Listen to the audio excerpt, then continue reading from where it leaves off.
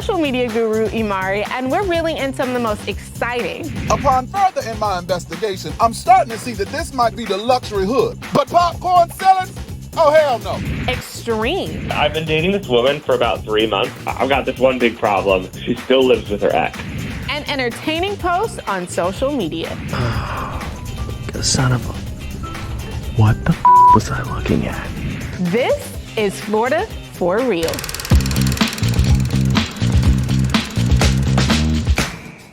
Social media moves fast, so we're here to break it all down for you. And back with me to sort through the chaos is Scott Tavlin, voice of weekday mornings on Magic 94.9. I'm so glad we're doing this because a New Year's resolution that I'm having, that I'm failing at, is every night I try to sleep with my phone like away from my bed. Okay. So I'm not up, scrolling and losing sleep. So this is a great way to catch back up and see the biggest things that have been happening. I promise you I'm doing the scrolling for you, Scott. So I got you covered. Good. Ever walked into an apartment tour and immediately wanted to walk back out? If you've been there, this creator's videos are for you. Tampa Bay, y'all motherfuckers asked me to go apartment hunting in the Riverview Brandon area. Let's go do that. I'm gonna give you the truth. What other people say.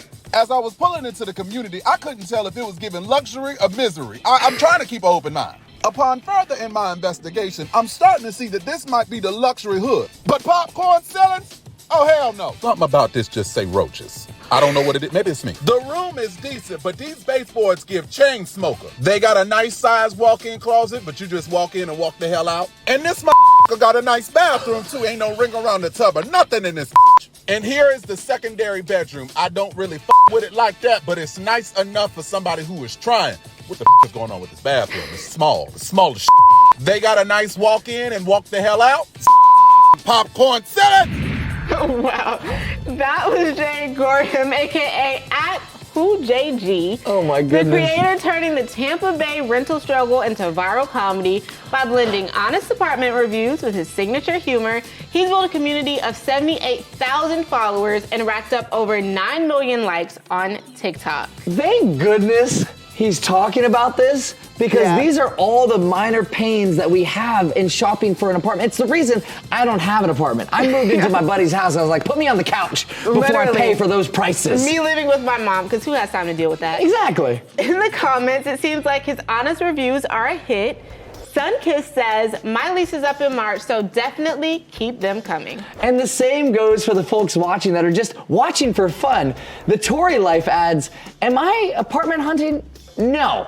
Do I just give you a follow? Yes. Disclaimer, the real videos on TikTok are uncensored. The cuss words and crucially the names of the developments are all left in. From the amenities to the hidden quirks, he's saying what we're all thinking. And Jay is joining us right now to talk about his viral success and what he's learned about the Tampa housing scene. Thanks for being here, Jay. Welcome, Jay. to Florida for Real. It's a pleasure. It's a pleasure. What's going on, you guys? It's the one and the only WhoJG on TikTok. And you know I'm going to give you the truth. Forget what anybody else said. Period. I love the censored version of your catchphrase. Go to TikTok if you want to hear the real thing. The real McCoy. We getting that soon. Jay, I do want to know, though, why did you start your apartment investigations? Like, what even made this a thing? So my thing is right now, everybody broke. I mean, let's be real. We all going through the struggle. And so I feel like nobody is protesting the rent. Nobody's outside saying, we not paying this. And so I'm thinking, if you're going to charge $2,000 for a box, essentially a box, this box better be worth it. So I started naming them investigating apartments instead of apartment reviews because I want to make sure you giving good product before people move in. And that's my job. Exactly. I love to see it. And has any apartment ever turned you away after seeing your videos? How do you get into these places? Absolutely.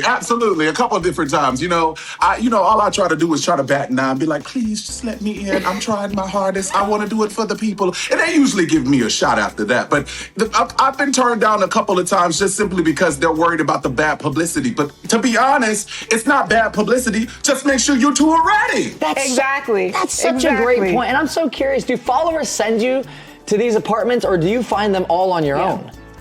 So it's a little bit of both. So I like to go by the comments because the comments will tell me, go here, go there. But see, y'all be trying to send me across America. And listen, you got gas money. If you ain't got no gas money, I can't do it. But other than that, I really try to pick from the comments and see what's the most trending place that I'm being asked to go. And I usually go from there. That's true. What has been your worst experience during your investigations? Because I'm very curious. I will tell you one of the worst experiences that I've had, and I'm not going to name any communities or anything, but when I went in there, the smell, it's the smell. The smell be getting me. I go in there and all of a sudden it feel like my lungs is about to come through my crack. You see what I'm saying? And all of a sudden everything inside of me feels like if I stay in here anything longer than 5 minutes, I'm going to fall out right here on this floor. And there's been a couple of communities that will go and say, we're tour ready, throw a little plug in the wall and say, here you go. And next thing I know, I come out of there and I can barely breathe and I feel like I got COPD. Those are the worst communities to me. Thank goodness you're doing all the work that we need to see. This is what I want when I'm looking for an apartment. Thank you. Exactly. Of course. I got you anytime. That's what we love to hear. Thank you so much for joining us, Jay. If you want to see more of his honest reviews, follow him at WhoJG on TikTok. Well, we're going to take a short break, but when we come back, Zoran, take note. See the very Florida solution to out-of-control daycare costs. Instead of paying for daycare, they bought an all year round pass to Busch Gardens. Most of us remember the struggle of being dropped off at daycare, the colorful rugs, the juice boxes, the afternoon naps. But for one local woman, her childcare looked a lot more like a roller coaster. We're diving into a viral story time about a Tampa upbringing that traded the sandbox for the Serengeti. Her at Maybe Taylor Trauma Dumps for a reason. One of the most Florida things that my family ever did was instead of paying for daycare, monthly daycare, they bought an all year round pass for 4 kids, $90 a piece, to Busch Gardens. If you know, you know. They knew that there would be staff, they knew that there would be adults around. And my oldest brother, I think, was 12. I was probably like 9 to 11. But my grandmother would literally drop us off at the front of the Busch Garden. She would hand us, I think it was like $100. She would give us $100 like every day, every 2 days, I don't know. And she would just be like, all right, make it last. My oldest brother would pocket that money. And then me and my younger brother, we asked for change for like pay phones.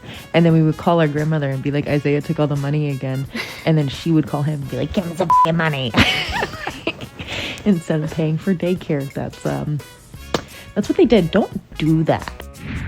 That is so Florida. That is It's very wild. Florida. But I could not imagine, maybe I was just an immature kid. Yeah. But being dropped off in a park and supposed to be responsible all day? Yeah, no. I would have been hopping in with the animals, trying to ride an elephant. This is why my parents put me in daycare. And I'd see, we've got to see what other people think about We this. definitely do. Because Handsome Samson said, this must have been a similar childhood experience. They said, I found my people. Okay, so Did you? what thing? But did he go to Disney and she was at Busch Gardens? Is this something other Floridians are doing? Because where did I not get the memo? I know. DJ said, parents gave me $20 a week and dropped us off at the beach every day. Wait, $20 for the whole week? And then just at the beach alone? Okay, now Bad Bussy added, girl, you went to Busch Gardens? My mama just left me bleep at home. Well, we know Taylor Gabriel survived her days at Busch Gardens because she's joining us now to tell us more about her family's innovative way around childcare costs. Hi, Taylor. Welcome, Taylor. Glad to see you survived all those younger years in Busch Gardens alone. Yeah, I wasn't alone. It was me and 3 others, so we had each other's backs. That's true. It's true. How did this actually work logistically? Were your parents just dropping you off at like the front of the gate? Did an employee know that they were supposed to watch you? Did anybody watch you? Or you all were just gonna go with the wind? Yeah, basically just go with the wind. They would drop us off at the front entrance. She would watch us walk into the park, and then once we all 4 of us got in there, she would drive away. But no employees knew about it. That is so Oh, cool. wow. I think. Yeah, I think it's the key word here, but around like what time did it, because I know a lot of 80s kids were probably like all the way in another state, but like what decade was this that you guys were doing it? This was the early 2000s. It was between 2009 to 2011. So a lot of 80s kids said that they did the same thing, but I wasn't alive then.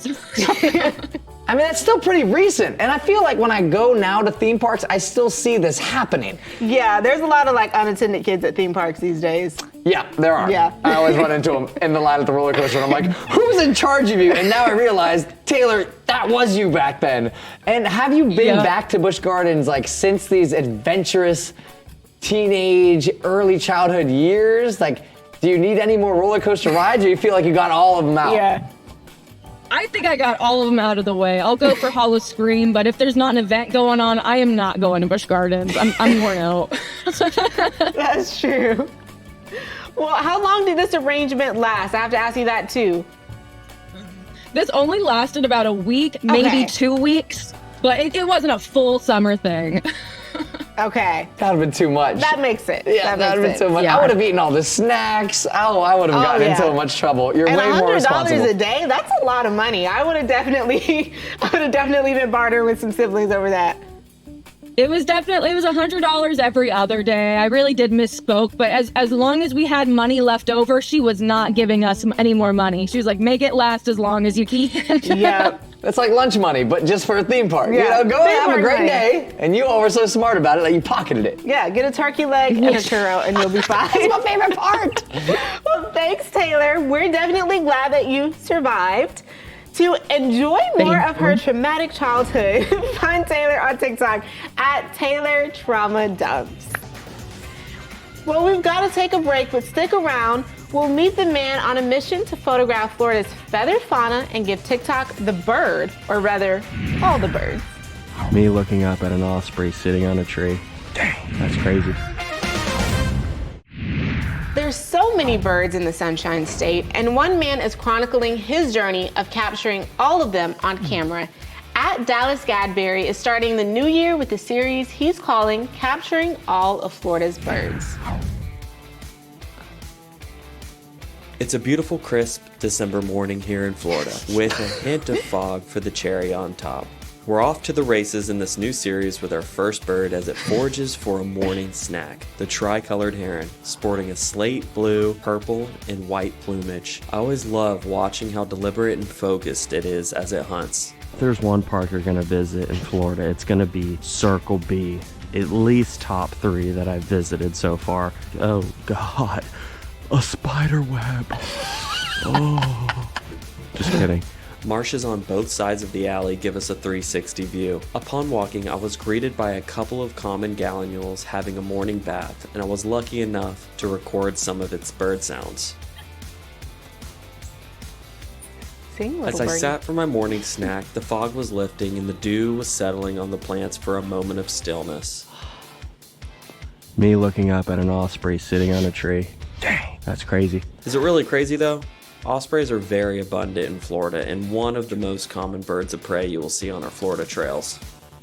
This is really cool and we can add to the list.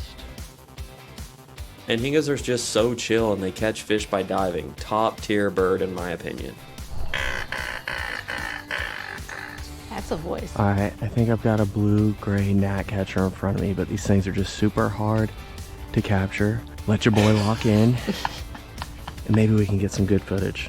Oh, the son of a... What the f was I looking at? This bad boy gave me 2 seconds max, but enough to claim it as a capture. Another bird that refuses to sit still, the palm warbler. Always a treat to get some footage of. So I think that's it for me today. I think we caught 6 or 7 different species of birds, which is a great start to the series. Where would you like to see me next, and what kind of species of birds would you like to see? I'm open ears. Tell me what you want to see. Let's go find it. That was Yes. perfect. Let's go. I learned so much about birds in like 60 seconds. And great photography. Through this series, he's found a community of bird watchers who love seeing his photos Ocean Libra says, haha, this is dope. I already love this series. Also, love the POV moments. I love those too. Yes, and Isabel says, Odessa, Florida is a great place for birds too. That's where my love for birding came from. And then Megan shared, I love that my age has finally caught up to my hobbies. Now I can openly crochet and bird watch. Wow. Well, joining us now is the man behind the lens at Dallas Gadberry, whose stunning captures of Florida's wildlife have been seen by thousands online. Welcome to Florida for Real, Dallas. Welcome, Dallas. Hey, how's it going? I definitely loved your POV. Your photography is amazing, but those angles of you like this were hilarious. So what inspired you to make this series, and did you expect for so many people to take interest in it like you have? Well, it started last year. I felt like I needed to prove myself. I was making like my best moments, highlight reels and stuff like that, and it got really mundane over time. So this year I said, why don't I just be myself? And that really is where it stemmed from. And I just got a camera to record my POV, and I used my mirrorless camera as well to capture all those cool moments. So by just being myself, I'm having so much fun with it. Yeah, that's beautiful to see. We can see how much you love it. Exactly. And you know, Florida birds aren't exactly shy. So what is the closest you've ever gotten to a subject that maybe didn't want to take a picture? I guess it really depends. You know, we have like full-time residents like the sandhill cranes. You see the Florida sandhill cranes that are on the golf courses and in neighborhoods that are familiar with us. They'll allow you to get really close and get those really nice detail shots. But in terms of birds that didn't want my attention up close, I really haven't had that moment yet. Right now they're nesting, and there's a bunch of rookeries where that could happen to a lot of people, but I haven't had my moment yet. Is there one legendary Florida bird or specific behavior that you're still out there searching for, looking for? The let's see, American flamingo's a great one. You have to go to the Everglades for it, which people don't know. We expect to see them on the coast, but you can only get them in the Everglades, and I haven't made that trip yet. Wow. Put that on the bucket list. Yeah, for sure. Yeah. Wow. Well, I'm super impressed that it's only been 10 months and you already have so many incredible photos and videos, and you're inspiring so many other bird watchers out there to go and find birds of their own in the Sunshine State. There's so many. Yeah, I didn't realize that. I'm super happy people are watching the videos and enjoying it, not only for the birds. There is education in there. I try to teach as much as I can with the short amount of time that I can compress these videos into short form. You know, so I'm just super stoked that everyone is enjoying the content. Perfect.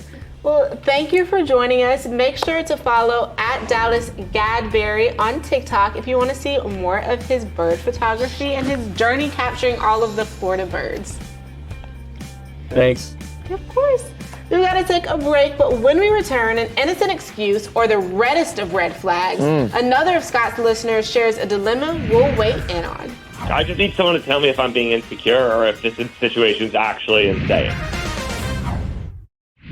Earlier in the show, we touched on how tough it is to find a decent apartment, but even so, is there really any excuse for the situation and this situationship? Ooh, I already hate it. Yeah, look, I just need someone to tell me if I'm being insecure or if this situation is actually insane. I've been dating this woman for about 3 months, but I've got this one big problem. She still lives with her ex. They've been broken up for about 6 months, but they still live together. She says it's purely financial, and now they're just roommates. They have separate rooms, separate lives, that there are no feelings there. I can't wrap my head around it, dude. Like, my brain starts spiraling.